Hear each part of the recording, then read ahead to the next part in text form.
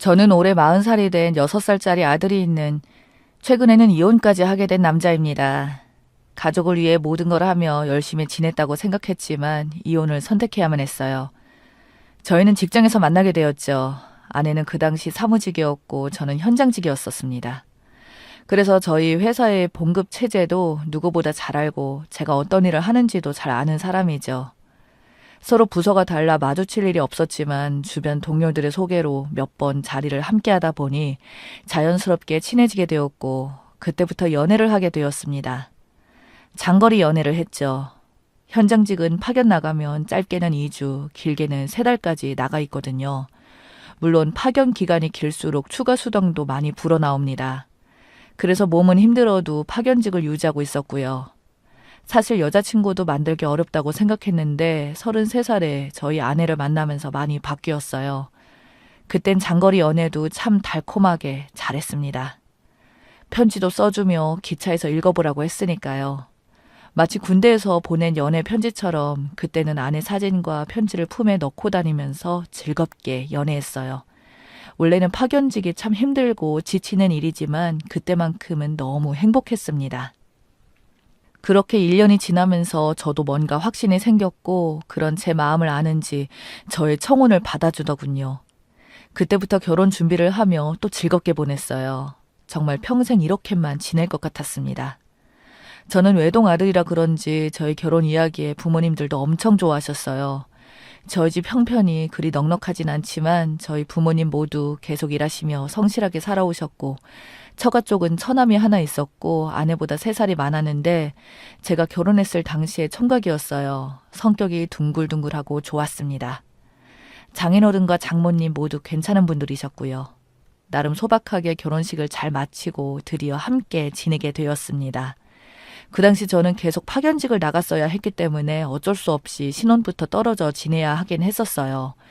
처음에는 그래도 함께 지내며 최대한 붙어 지내려고 노력도 많이 했어요. 그래서 직장 중간거리쯤에 터전을 잡으며 시작을 했고 몸은 힘들었지만 서로를 위한다는 생각으로 다 견뎌냈어요.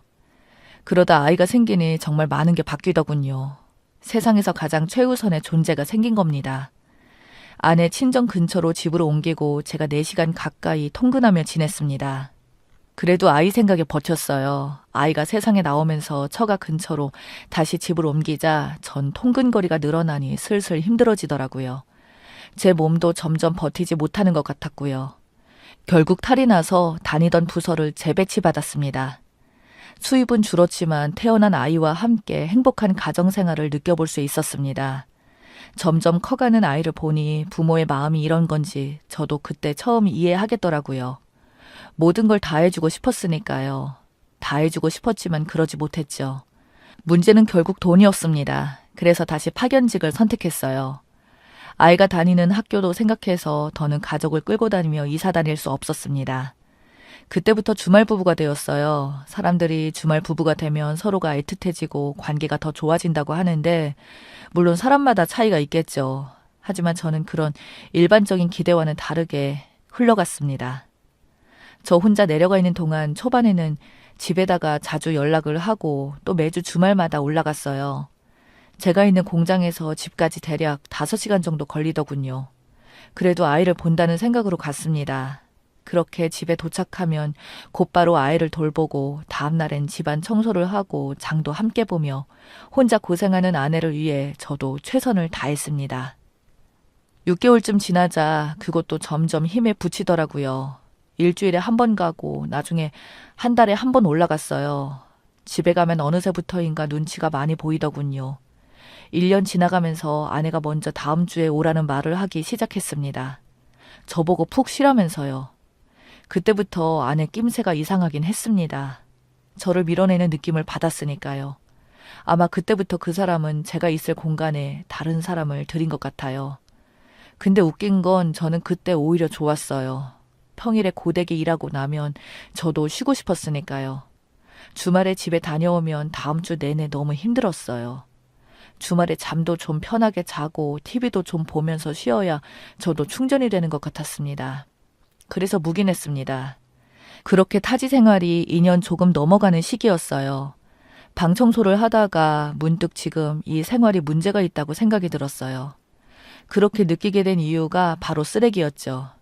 집에서 분리수거를 하려고 정리하는데 컵라면에 통조림에 냉동식품에 그때 문득 제 인생에 대해 되돌아봤습니다.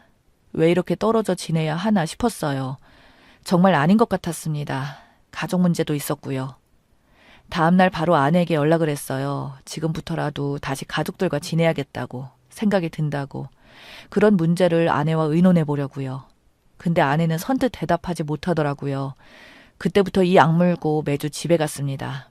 아무리 피곤하고 지쳐도 무조건 집으로 갔습니다. 근데 아내가 이젠 너무 대놓고 눈치를 주는 겁니다. 제가 봐도 별로 반응도 없고 대화도 별로 없었어요. 모르는 사람도 이보단 더 대접받을 것 같았어요. 아내와는 시간이 해결해 줄 것이라고 생각했고 아이랑 시간을 많이 보냈습니다. 그래도 아이는 아빠를 기다리고 많이 따라줘서 너무 좋았거든요. 아이와 식물원에 다녀온 날이었어요. 식물원 사진 정리하러 아내가 쓰던 컴퓨터를 켰습니다. 그때 이상한 사진을 발견했죠. 어떤 남자랑 둘이서 식당 같은 곳에서 서로 친한 듯 찍었더라고요. 한동안 멍하니 그 사진을 보고 있는데 갑자기 현관문 소리가 나길래 서둘러 컴퓨터를 꺼버렸습니다. 아내는 저를 보자마자 언제 내려가느냐고 물어보더군요. 왜? 그 남자 만나기로 했어? 라고 되묻고 싶었어요. 아내는 툴툴거리며 저녁 준비하는 동안 다시 컴퓨터로 가서 그 사진들을 옮겨놓기 시작했어요. 그리고는 식사는 괜찮다면서 더 빠르게 차가 있어서 그것 타고 지금 내려가겠다고 했습니다. 그제서야 아내가 웃더라고요. 아주 활짝 웃으면서 조심히 내려가라고 제 어깨를 토닥이는데 이상한 기분이 들었습니다. 나가기 전에 아이 얼굴을 한번 물끄러미 보다가 나왔어요. 저는 계속 그 남자가 너무 궁금했습니다. 내 아내를 저렇게 웃게 해주는 게 무엇 때문인지도 참 궁금했는데 이 지경까지 온 마당에 그 사람에 대해 좀 알아보기로 결정했어요. 집 근처에 숙소를 하나 잡고 방 안에서 제가 평생 해볼 수 있는 감정 변화를 다 겪었습니다. 허탈하다가 화가 나다가 제가 불쌍하다가 그래도 저희 아들에게 너무 미안하더라고요. 잠을 거의 못 자고 나와 집 앞에서 기다리고 있었습니다. 2시간쯤 지나니 아내가 나오더라고요. 아주 화려하게 꾸며 입고 나오는데 혼자 나오는 게 아니라 저희 아들과 함께 나오더군요. 아들 얼굴을 보니 정신이 번쩍 나더군요. 아들도 또 예쁘게 꾸며서 데리고 나왔길래 대체 어디를 가길래 저렇게 잔뜩 꾸몄나 싶었는데 얼마 뒤 자동차 한 대가 들어왔습니다. 사진 속 남자가 그 차에서 내리더군요. 활짝 웃으며 저희 아들과도 친분이 있는지 보자마자 번쩍 안아주는데 마치 가족 같았네요. 그때부터 심장이 터져버릴 것 같았습니다. 그래서 따라가 봤죠. 한참을 가고 있는데 이번엔 동물원이더라고요. 평일이었는데도 방학 기간이라 그런지 사람이 꽤 많았습니다. 무슨 이벤트를 진행 중인 것 같아 보였어요. 그런 이벤트가 있으면 남편에게 먼저 알려줘야지. 저번에 식물원 갔을 때도 아무 말도 없더니 저 남자랑 동물원에서 오는 아내를 보자 정말 할 말이 없더군요. 엄청 즐거워 보였습니다. 아내는 밝은 모습이었는데 아들은 주름이 늘어 있었어요.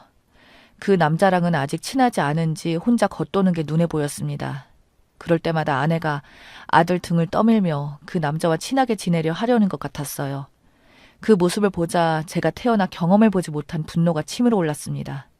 몸이 다 불타버릴 것 같았어요. 갑자기 이러니 저 스스로가 너무 무섭더라고요. 이러다 무슨 일 날 것 같았으니까요. 아내의 그런 사진을 봤을 때도 이 정도로 화가 나진 않았습니다. 어느 정도는 제 책임도 있다고 생각해서 상황이 이렇게 된 것이 슬프기는 했었는데 이번에 복잡할 것도 없이 모든 게 단순했습니다. 제 아들까지 빼앗아가려고 한다고 생각했어요. 너무 화가 나서 지금 바로 달려가서 정말 제 2손으로 어떻게 하고 싶을 정도였습니다.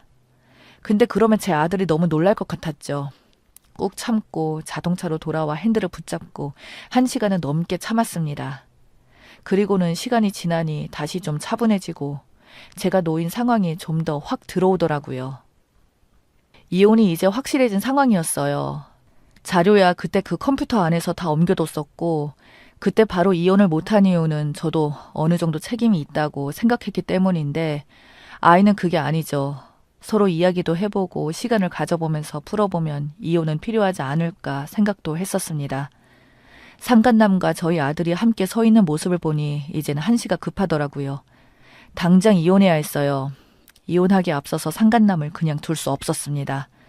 그 사람도 저랑 똑같이 경험해 봐야죠. 다음 날부터 저는 그 남자 집 앞에서 기다렸어요. 좀 더 편하더군요. 그 사람은 저를 잘 모를 테니까요. 저희 집에 제 사진 하나 없던데 제 얼굴을 모르죠. 그렇게 한참을 그 집 앞에서 기다렸습니다. 정말 충격적인 건 그 남자도 유부남이었습니다. 아이도 있더군요. 저희 아이보단 어려 보였습니다. 저희 집에서 2시간 정도 떨어진 곳에서 작은 음식점을 부부가 하더군요. 부인은 아무것도 모르는 것 같았어요. 그 남자를 따라서 집과 음식점을 왔다 갔다 하며 어느 정도 충분한 정보가 모였습니다. 그 남자가 가게 비우는 시간이 일정했고 그 시간마다 제 아내를 만났던 거였어요. 남자가 가게를 비우면 부인은 가게에 있어야만 해서 바람 피우기 좋았나 봐요. 자료들을 다 수집한 뒤 저희 집으로 갔습니다. 집에 도착하니 아내가 엄청 놀라더라고요. 일단 방으로 들어오라고 한 뒤 차분하게 말했습니다. 내일까지 밤을 새워서라도 당신 짐 모두 챙겨서 아무 소리 말고 당장 내 집에서 나가. 왜 이렇게 말하는지는 당신이 더 잘할 거야. 아무리 내가 집에 없어도 그렇지 무슨 자신감으로 바람을 당당하게 피우는 거야? 덕분에 이혼이 쉽겠네. 내 아이 근처에도 오지 마. 이젠 평생 못 보는 거야. 지금 나는 바로 아이 데리고 나갈 거니까 절대 붙잡지 마. 양심이 있으면 붙잡지 마. 알겠지? 그리고는 자고 있는 아들을 안고 밖으로 나왔습니다. 일단 저희 본가로 내려가서 재웠습니다. 그리고는 다음 날 그 남자가 없는 시간대에 제가 찍은 사진들과 증거물들을 사본으로 다 만들어서 들고 그 음식점으로 갔습니다. 역시나 그 남자 아내 혼자 있길래 곧바로 사진을 보여주면서 말했죠. 제 아내와 그쪽 남편분이 오랜 시간 만났다는 걸 최근에서야 알게 됐어요. 나는 이혼 준비 중이니 그쪽도 이혼 절차를 밟으시는 게 좋을 것 같습니다. 라고 다 이야기했어요. 그 여자는 아직 무슨 상황인지 못 받아들이는 것 같더라고요. 뭐 저도 처음엔 그랬으니까요. 저는 가게를 나왔고 멀리서 그 남자가 가게로 오더군요. 이제 그 남자도 제가 사는 세상에 오는 것 같았어요. 곧바로 이혼 소송을 준비했고 그때부터 온 집안이 발칵 뒤집어졌습니다. 특히 처가 쪽이 충격이 큰 것 같더라고요. 장모님이 저에게 와서 무릎까지 꿇으며 우리 딸 한 번만 다시 걷어주라는데 그 모습도 정말 가슴이 많이 아팠습니다. 하지만 다시 묻기에는 너무 많이 깨져버렸어요. 장인어른과 장모님은 그런 제 마음을 아는지 아무 말도 없이 한숨만 쉬고 있더군요. 양육권은 제가 받아왔고 친권까지 갖고 왔어요. 양육권 문제는 상간남과 아들을 못 만나게 하려는 게 많이 컸어요. 아이도 저와 지내고 싶어 했고 친권도 당연히 포기받았습니다. 그거 안 넘기면 처가 동네에 죽을 때까지 현수막 걸어놓고 혼자 시위하겠다고 벌금을 얼마를 내든 무조건 그런다고 제가 엄포를 놓으니 순순히 포기하더군요. 절대 아이 근처에도 오지 못하게 하고 싶었어요. 상간남에게는 위자료 1,500만 원을 받았고 전처에게는 위자료 2천만 원을 받았습니다. 살던 집은 다시 빼서 각자 넣은 돈 나눴고 아내는 모든 걸 다 잃었다며 울고 소리치는데 누가 누구 때문에 잃었다고 저러는지 아직도 정신을 못 차린 것 같았습니다. 정신이란 게 있었으면 바람을 피우지 않았겠죠. 원래 그런 여자라고 생각하고 저도 지워버리려고 합니다. 그 뒤로 전처에게 가끔 연락이 오면서 아이 사진 좀 보내달라고 하더라고요. 당연히 다 무시하고 있고 나중엔 번호도 바꾸려고요. 이사 문제만 끝나면 다 끊고 지낼 겁니다. 원래 살던 집도 팔고 저희 본가도 팔았어요. 부모님과 함께 지방에 내려가 지내려고 합니다. 직장도 이미 모두 정리했고 지방 내려가서 아이와 함께 부모님 모시면서 지내려고 해요. 결혼은 당사자들만의 문제가 아니라고 하잖아요. 바람도 마찬가지입니다. 부부 당사자만 힘든 게 아니에요. 저희 본가도 그렇고 처가도 아직 그 충격에서 벗어나지 못하고 있습니다. 그렇다고 용서할 수 있는 문제도 아니고 아내와 다시 합칠 생각은 절대 없거든요. 잠깐의 외로움 때문에 이런 상황을 만드는 일이 다른 분들에게는 없어졌으면 좋겠습니다.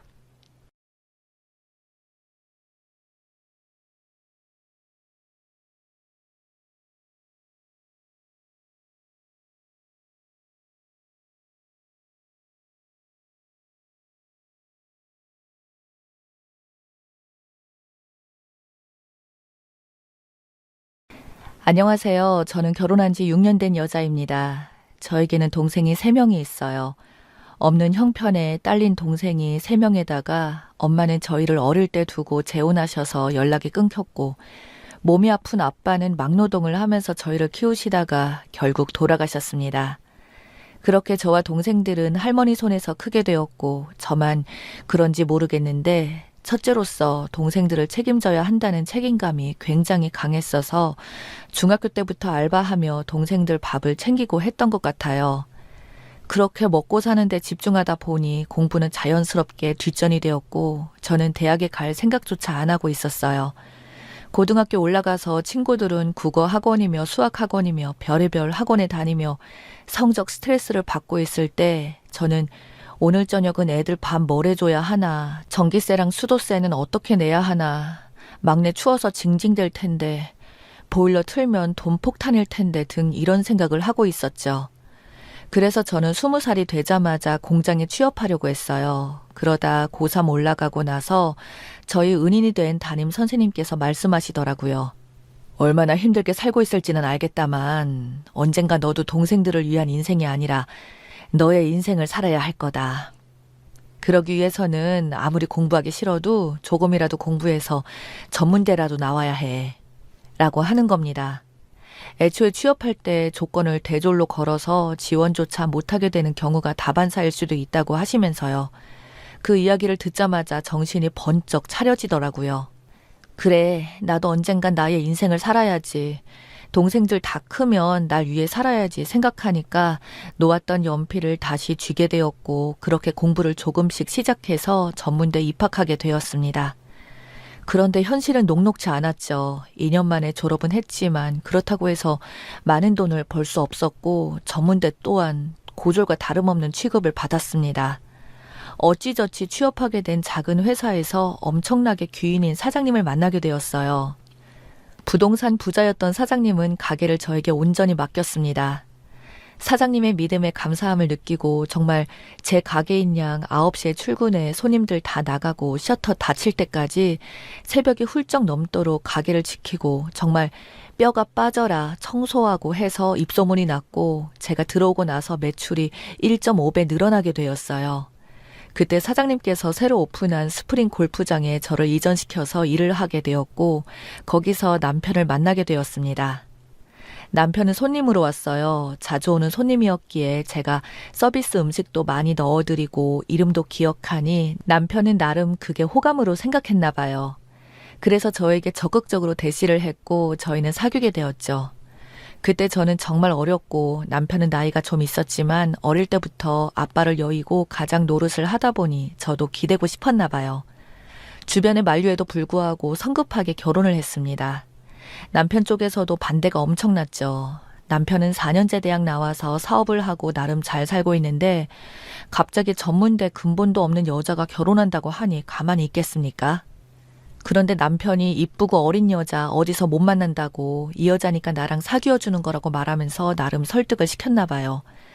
그렇게 결혼을 했지만 저의 결혼 생활은 순탄치 않았습니다. 너무나 어린 나이에 결혼해서 모든 게 힘들었어요. 특히 저를 힘들게 하는 것은 시어머니였습니다. 저는 그래도 제가 전문대지만 대학을 나왔고 착실하게 살았다는 자부심을 가지고 있었는데 어머님은 아니었어요. 저를 볼 때마다 전문대 출신 주제 아주 출세했네. 남자 잘 잡아가지고. 시대가 바뀌어서 정말 나 때만 해도 고졸 전문대들은 다 끼리끼리 결혼했어. 개무시 받으면서. 넌 운 좋은 줄 알아라. 라고 하며 은근히 저를 무시하거나 제가 가끔 남편과 대화하며 시사상식이나 신문에 나오는 사회 이슈를 말하며 나름의 생각을 말하면 어머님은 눈을 동그랗게 뜨시고는 네가 전문대 출신이라 아는 것도 없고 머리가 아주 텅텅 빈 줄 알았는데 나름 뭐 좀 되어보겠다고 머리 싸매고 시험 봤구나. 그래도 전문대학 핫바리 대학 출신인 건 좀 더 깊은 대화를 해보면 들통나는 법이다. 어디서 상식 자랑하지 말고 전문대 출신인 것 입 꾹 다물고 살아라. 대학 출신 알게 되면 확 깨니까. 하면서 계속 저를 무시했죠. 어처구니 없는 것은 시어머니가 고졸 출신이라는 거예요. 나이 드시고 스카이 중 한 곳에 평생 교육원 수업을 들으셨는데 돈 내면 받을 수 있는 수료장에 본인이 명문대생이라고 착각하고 그렇게 저를 무시한 거였어요. 저는 정말 진절머리가 나서 이혼하고 싶을 정도였습니다. 고부 갈등이 심해지는데 남편은 중재할 생각도 안 했고 그냥 엄마한테 잘하라고 하면서 저에게 가스라이팅을 했고요. 그러다 일이 터졌어요. 남편이 바람 폈다는 것을 알게 되었습니다. 상대는 파혼 경험이 있는 의사 출신 여자였어요. 대학 출신을 듣기만 해도 입이 떡 벌어지는 좋은 대학의 수려한 외모 때문에 저는 순식간에 위축되고 너무 우울했나 봐요. 정말 어머님 말대로 내가 전문대를 나와서 이런 일을 겪나 싶었죠. 남편의 외도를 확인한 저는 참다 못해 남편에게 증거를 들이밀며 말했습니다. 당신 미쳤어? 뻔뻔함이 도를 넘었어. 어떻게 우리 집 앞에서 5분도 안 되는 거리에서 그 여자와 차를 마실 수가 있어? 라고 하면서요. 남편은 당연히 아무 말 안 하고 그냥 고개를 푹 숙이다가 사랑하게 되었어. 라는 말도 안 되는 희대의 개소리를 뿜어냈고요. 저는 화가 나서 시댁에 찾아갔습니다. 그리고는 어머님에게 말했어요. 당신 아들 바람 폈다고 나 이 결혼 지속 못하겠다고 하며 울고 불고 하니 어머님 혀를 끌끌 차시더라고요. 그러게 주제를 파악하고 결혼을 안 했으면 우리 아들 진작에 의사 와이프만 나 행복하게 살 텐데 너 때문에 내 아들 인생도 꼬였다. 라며 제 탓을 하대요. 저는 그 말에 화가 나 막 소리를 지르고 제 팔뚝을 잡은 어머님이 팔목을 내쳤어요. 그때 화가 난 어머님이 갑자기 바닥에서 모래를 짚더니 확 뿌리는 겁니다. 순식간에 엄청난 고통에 휩싸인 저는 소리를 지르며 살려달라고 했죠. 어머님이 그런 저를 보고 엄살 부리는 줄 알고 계속해서 발로 모래를 차며 뒹굴고 있는 제게 흙을 뿌려댔습니다. 악마도 저렇게까진 안 하겠다 생각하며 고통에 몸부림치고 있던 전 이대로 있으면 실명되겠다는 생각이 들어 정말 죽기 살기로 시댁에서 나와 택시를 잡고 병원에 갔어요. 그때 또 문제가 발생합니다. 접수를 하는데 제가 응급 환자가 아니라고 하며 안과 선생님을 만나는데 시간이 지체되었고 그 사이에 저는 시력은 뚝뚝 떨어지게 되었습니다. 사고가 일어나고 1시간 만에 만나는 의사 선생님께서 제 눈 상태를 보고 화들짝 놀랐어요. 이대로 있으면 실명된다고 당장 치료받아야 하는데 어떻게 된 거냐고 하면서요.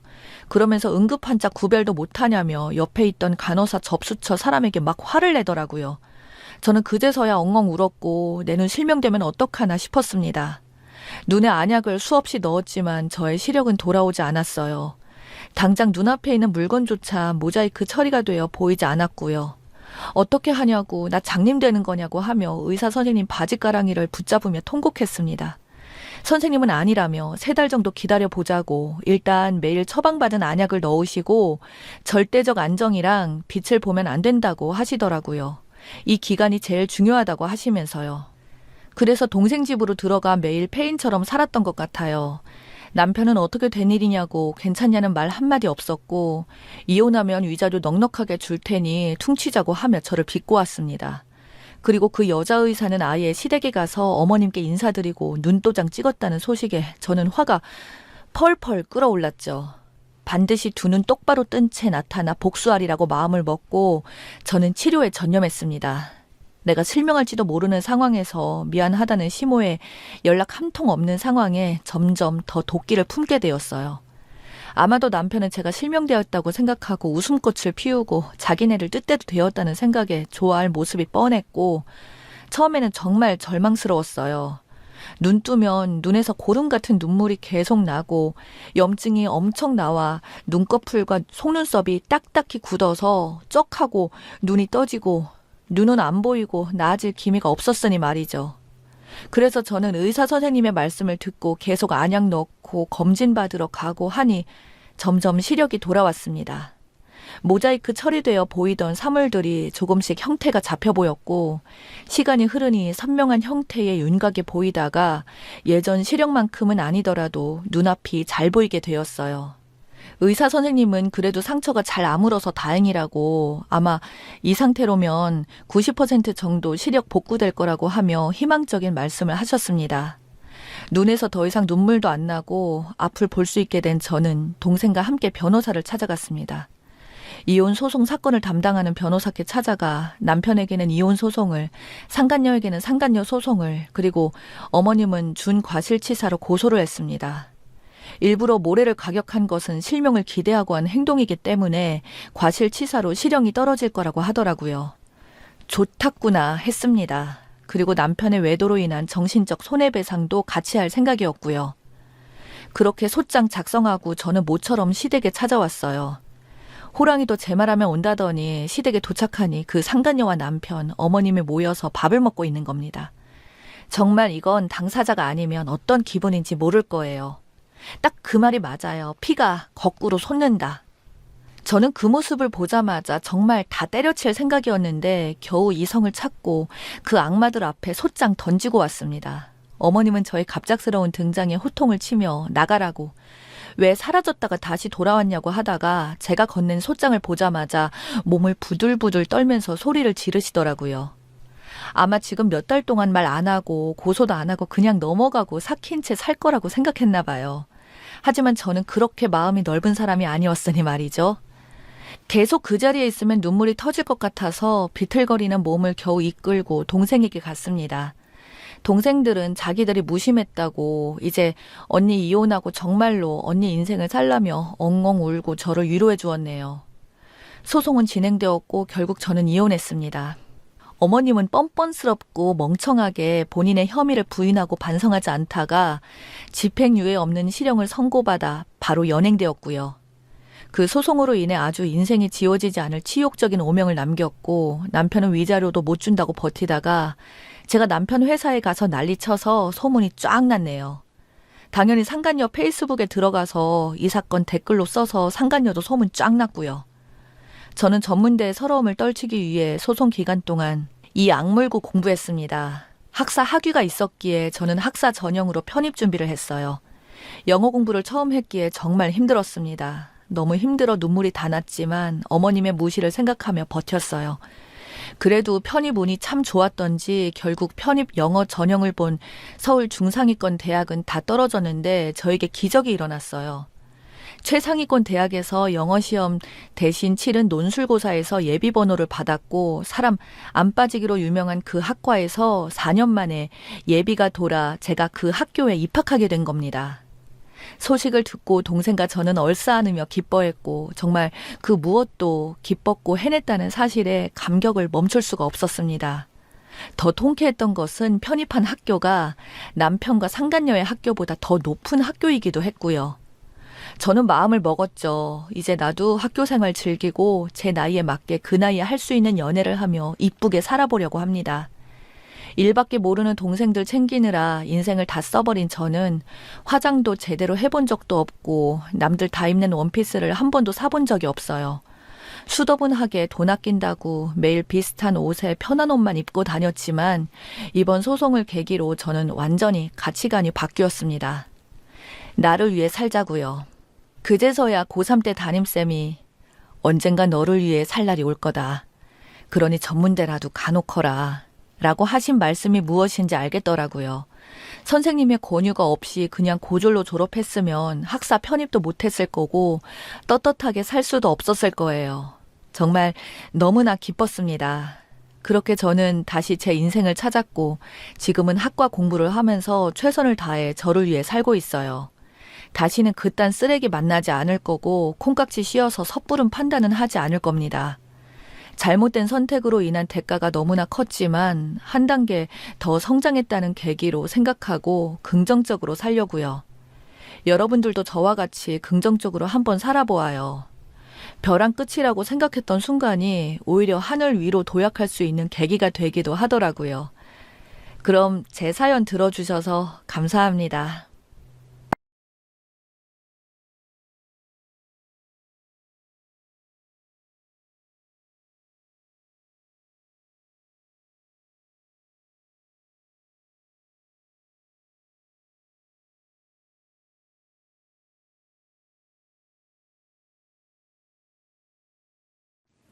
안녕하세요. 다름이 아니라 세상에 이런 일이 또 있을까 싶은 마음에 제 사연을 공유하고 싶어서 이렇게 글을 보내게 되었습니다.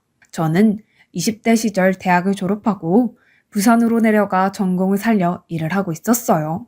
그곳에 제가 정말 가고 싶어 했던 기업이 있었기에 타 지역이지만 입사하게 되었습니다. 정말 월화수목금토일 일하고 일요일을 넘어 새벽이 되는 월요일까지 연속으로 일했으니 1년이 넘어갔을 때 번아웃이 오더라고요. 무기력해지고 마음이 힘들고 원래 굉장히 밝고 명랑했던 제가 회사 일에 치여 아무것도 못하니 힘들었습니다. 그때 부장님께서 제가 지친 것을 눈치챘는지 이번 연휴에 연차까지 써서 한 일주일 쉬고 오라고 하시더라고요. 그래도 제가 신입인데 프로젝트에서 큰 성과를 냈으니까 쉬고 오라고 해주신 것 같아요. 저는 연차를 내고 한 이틀 집에서 잠도 푹 자고 영화도 보면서 자유를 만끽했네요. 그런데 외향적인 제가 3일째 집에 있으니 삭신이 쑤시고 뻐근하더라고요. 서울 살던 제가 친구 한 명 없는 부산에 내려와 있으니 어디가 맛집인지도 모르고 명소인지도 모르고 사는 것도 아닌 것 같아 집에서 나와 그냥 정처 없이 동네를 막 걸었어요. 해운대도 가보고 바닷가에서 혼자 모래도 밟으면서요. 그러다 근처에 맛있는 해물 칼국수 집이 있다고 하길래 찾아갔는데 보니까 폐점이 된 겁니다. 지도 보고 열심히 찾아왔는데 폐점이라니. 그냥 편의점에서 우유에 빵 사서 집 가서 먹어야겠다고 생각하며 운도 없다고 생각하며 집에 가기 위해 육교 위를 올라가고 있었습니다. 지리를 잘 모르니까 핸드폰을 보며 지도를 보며 계단 위를 올라갔는데 고개를 들어 위를 본 순간 계단에서 내려오는 한 남자가 눈이 절반 정도 잠긴 채 비틀비틀 내려오더라고요. 왠지 넘어질 것 같은데 여기서 넘어지면 계단 구르고 엄청 크게 다칠 텐데 생각하며 그 남자가 내려올 때까지 괜히 핸드폰을 보는 척 했어요. 혹시 내려오다 넘어지면 내가 잡아줘야겠다 싶은 찰나 그 남자가 정신을 잃고 계단 밑으로 넘어지려고 하는 겁니다. 저는 팔을 뻗어 넘어지려는 그 남자를 잡았고 그 남자의 무게 때문에 제가 계단에서 넘어지며 무릎이 까졌어요. 그 남자는 그때 눈을 확 뜨며 죄송합니다. 너무 죄송해요. 졸리니까 정신이 없어서 넘어질 뻔했어요. 덕분에 살았네요. 죄송합니다. 라고 말하자 저는 아니, 난 괜찮은데 계단 내려올 때부터 아슬아슬해서 지켜봤는데 길 가다가 조는 사람이 어디 있어요. 얼마나 피곤하길래 진짜 조심해요. 여기 육교 계단에서 넘어지면 정말 큰일 나요. 얼마나 잠을 못 잤으면. 아, 병원에서 계속 실습하고 환자 보다 보니까 잘 시간이 없네요. 아무튼 감사합니다. 라고 하더군요. 아, 인턴이구나. 참 고생하네. 안타까운 마음이 들었고 저는 제가 먹으려고 산 편의점 빵 우유 봉지를 남자에게 건네며 이거 먹고 빨리 가서 쉬라고 한 뒤 후다닥 육교를 건넜습니다. 남자는 괜찮은데 성함이라도 알려주세요 라고 했고 저는 됐어요. 그냥 그거 먹고 맨정신으로 환자 잘 보살펴주세요 라고 한 뒤 뛰어갔습니다. 그런데 잠도 못 자고 피곤할 텐데 씻기는 하나 보네. 향수 냄새인가? 바디로션 냄새인가? 엄청 좋네. 병원에서 일하면 다들 힘들지 생각하며 집에 갔습니다. 원체 오지랖도 넓고 하니 생전 처음 본 사람한테 제 양식을 건네주었네요. 그걸 또 뿌듯하다고 저는 기분 좋아했고요. 그렇게 기분 좋은 마음으로 집에 갔고 일주일 푹 쉰 저는 회사에 출근해 다시 일을 했습니다. 그날의 기억은 까마득하게 잊어버렸지만요. 그렇게 부산에서 6년을 근무하고 서울 한 기업으로 이직한 저는 정신없이 또 워커홀릭에 빠져서 살았어요. 부산에서 살았던 기억도 희미해 들 때쯤 아침에 늦게 일어난 저는 급하게 옷을 챙겨서 택시를 탔습니다. 택시를 잡은 순간 택시 안쪽에서 익숙한 향기가 나는 걸 알았어요. 향수와 바디로션을 꽤나 좋아하는 저는 이 향이 한국 제품에서 나오는 게 아니라는 걸 알았지만 왠지 익숙한 냄새가 자꾸 신경 쓰였습니다. 아, 내가 이걸 어디서 맡았지? 분명 어디서 맡은 것 같은데 누구 냄새지? 하고 머리를 굴리며 생각하는 도중 제 발에 무언가 걸리는 겁니다. 발밑에서 그 물건을 들어 올렸는데 검정색 작은 가방이더라고요. 택시 아저씨한테 보여주며 아저씨 것이냐고 물으니 아저씨는 아니라며 손님이 두고 간 듯 하다고 하더군요. 오지랖 넓은 저는 또 궁금해서 가방 지퍼를 슬쩍 내려 안에 신분증이라도 있나 확인하려는 순간 그 안에 돈다발이 있는 걸 발견했습니다. 딱 봐도 장난이 아닌 금액이었어요. 수표가 뭐 거의 수십 장이 아닌 수백 장이 넘게 들어 있었으니 말이죠. 저는 그것을 보자마자 아저씨한테 말했죠. 아저씨, 이 가방에 돈 엄청 많은데 신고해야 하는 거 아니에요? 라고 말하니 아저씨는 얼굴이 약간 상기되면서 냅두라고 하다가 내가 이거 딱 봐도 거의 억이라고 말하니 아저씨는 아가씨, 내가 신고할게. 가만히 냅둬. 라고 하는 겁니다. 그런데 뭔가 찜찜했어요. 아저씨 표정은 땡 잡았다는 표정이었고, 이거 신고하지 않고 그냥 아저씨가 가질 것 같은 겁니다. 그래서 저는 그럼 그냥 저 회사 가는 길에 경찰서 있으니까 거기 들려서 바로 신고하고 가자고 말했어요. 그 말을 하자 너 회사에 늦었는데 무슨 오지랖으로 돈을 경찰서에 신고하고 가냐고 후회가 들었지만 정의와 양심 없으면 시체인 저는 회사에 30분 이상 늦을 것을 뻔히 알면서 신고를 하고 회사에 도착했죠. 당연히 회사에 도착해서 과장님한테 깨지고 눈치 보고 아침 회의도 늦어서 하루 종일 기분이 다운이었습니다. 퇴근하고 나서 맥주나 한 잔 마셔야지 하고 축 처진 어깨를 이끌고 편의점에 가려고 하는데 경찰서에서 전화가 오더라고요. 돈 주인을 찾았다고요. 주인이 신고자 번호 알려달라고 살해하고 싶다고 해서 알려드렸는데 괜찮냐고 묻더군요. 이미 알려줘 놓고 허락받는 건 무슨 일인가? 살해 필요 없는데 생각하며 살해 필요 없는데 일단 알겠다고 하고 전화를 끊었어요. 그리고 맥주를 사서 집에 도착했는데 돈 주인으로 추정되는 사람이 문자가 온 겁니다. 통화하고 싶다면서요. 알겠다고 했죠. 전화를 받자 수화기 속 남자는 정말 감사합니다. 제가 집 계약 때문에 오후에 수술이 잡혀서 아침 일찍 사람 없는 시간에 간다고 했는데 제일 중요한 돈을 두고 갔네요. 잠을 못 자서 정신이 없었나 봐요. 정말 감사합니다. 정말 감사합니다.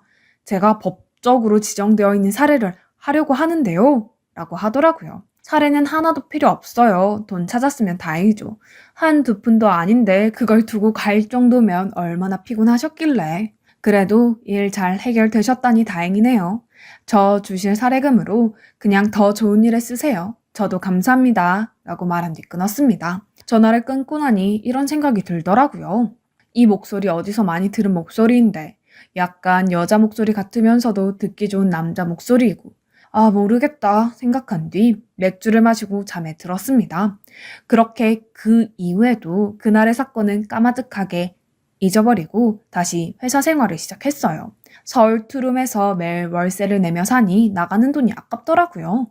중간 퇴직금이랑 대출 싹 땡겨서 전세 들어가자 싶었습니다. 그래서 회사 다니며 틈틈이 집도 알아보고 굉장히 바쁘게 지냈어요. 그러다 싼 가격에 전셋집이 나왔고 계약을 했어요. 자가는 아니었지만 다달이 내는 돈이 없으니 심신이 참 편하더라고요. 그 집에서 제가 3년 반을 살았어요. 2년씩 예약하는데 첫 번째 계약이 끝나고 다른 집으로 옮길까 하다가 이사 비용도 있어서 그냥 계속 살게 되었고요. 그런데 살고 있던 도중 부동산 아저씨와 집주인한테 전화가 온 겁니다. 집이 경매에 넘어가게 생겼다는 겁니다. 이 집이 융자 설정되어 있는데 처음 계약할 때는 큰 금액이 아니니까 괜찮다고 경매에 넘어갈 일 없다고 부동산 아저씨께서 자기 믿고 진행하라고 했거든요. 그런데 갑자기 경매에 넘어갔고 융자 금액이 제 전세금보다 많아서 전세금을 떼일 수도 있다는 겁니다. 깡통 전세였어요. 결국 집이 재판에 넘어갔고 3차까지 경매에 나갔지만 집은 팔리지 않았어요. 경매가 진행될수록 집값은 엄청나게 떨어졌고 제가 피땀 흘려 모은 첫 재산은 공중분해되게 생겼지요. 결국 집은 헐값에 팔리고 집값은 융자 갚는 데 쓰이고 제 전세금은 받지도 못하고 하루아침에 거지가 되었습니다. 매일 밤을 술로 지새우고 정말 인생 포기한 사람처럼 막 살았던 것 같아요. 활발하고 긍정적이었는데 말수도 없어지고 의기소침하고 자존감은 땅끝까지 떨어진 듯 했습니다. 그렇게 몇 개월을 보내니 56kg였던 제가 39kg가 되었어요. 그러다 보니 영양실조가 왔고 건강했던 제가 회사에서 픽 쓰러져 저도 모르게 병원에 실려가게 되었습니다. 저의 혈압으로 쓰러진 거였고 종합 검진을 받아야겠다는 의사의 견우에 저는 검진을 받게 되었어요. 그 과정에서 유방암이 발견되었어요. 미칠 것만 같았습니다. 결과를 듣고 병원 계단에 쭈그려 앉아 엉엉 울었어요. 내 인생은 왜 이래? 왜 나만 이렇게 비참한지? 내가 뭘 잘못했는지? 열심히 살았는데 번 돈은 휴지 조각이 됐고 몸뚱이는 망가졌고 난 왜 살지 하면서 통곡하고 있었는데 병원 비상구 계단에서 의사 가운을 입은 남자가 올라오더라고요. 창피한 나머지 일어서서 눈물을 닦고 내려가려고 하는데 순간 그 남자 눈이 마주쳤고 그때 익숙한 향기가 나는 겁니다. 머릿속을 파바박 스쳐 지나가며 10여 년 전 부산에서 그날이 기억이 났어요. 육교 계단에서 쓰러졌던 그 학생, 그때 그 남자인 겁니다. 깜짝 놀란 저는 놀란 얼굴을 가린 채 계단을 마저 내려가려고 하자 그 남자가 혹시 그 부산? 하면서 저에게 말을 걸더군요. 저는 네네 하면서 고개를 푹 숙였어요. 그때 저와 지금의 저를 비교했을 때 너무나 비참하고 자신감이 없었거든요. 남자는 제 얼굴을 통해 직감했는지 잠깐 커피 마시러 가자고 그때 너무 고마웠다고 하더라고요.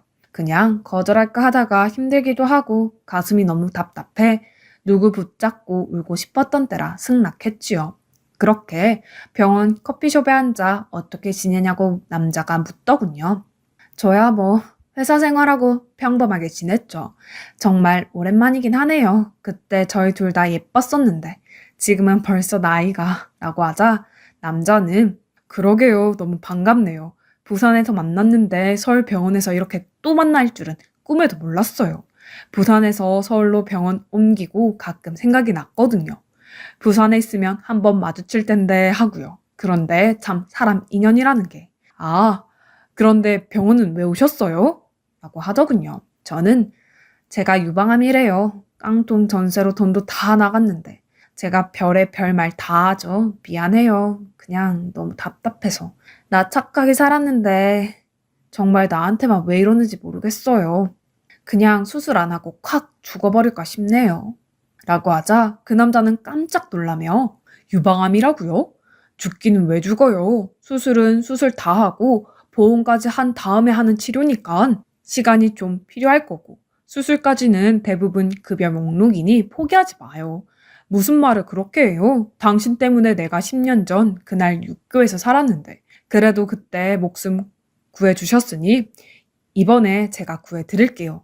라고 하는데 눈물이 나더라고요. 아니 살면서 딱 한 번 본 사람이 다짜고짜 붙잡아서 엉엉 울며 돈 없다고 죽고 싶다고 신세 한탄하는데 선뜻 손을 내밀다니 고마웠죠. 그래도 아직 세상 살만하구나 싶었습니다. 엉엉 우는 저를 일으켜 세워 꽉 안아주는데 정말 그날 맡았던 그 좋은 향기가 나면서 기분이 좋아졌습니다. 그렇게 그 이후 저와 그 남자는 일주일에 3-4번 만나며 계속해서 인연을 이어나갔어요.